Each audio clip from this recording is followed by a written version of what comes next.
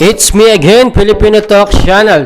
Dalawang player nga po ng CCS team, Gemma Galanza and Alyssa Valdez, pinagpipilian po para maging MVP this conference.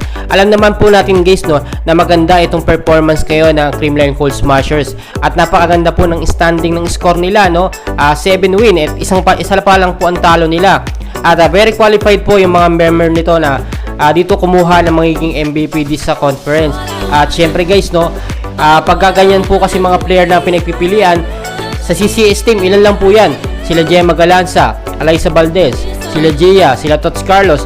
Pero matunog po ang dalawang pangalan ngayon. Ang captain po ng CCS na si Alyssa Valdez at ang spiker po ng CCS na si Gemma Galanza. Madami po ang mga nagbibigay ng kanilang komento na ibibigay na po ito ni Alyssa Valdez kay Gemma Galanza. Kasi alam naman po natin, si Alyssa Valdez ay multi-MVP na noon pa man at madami na siya nakuha mga award. Gusto naman po niya ay mabigyan ng chance ang kanyang mga teammates no, na magkaroon po ng opportunity maging MVP.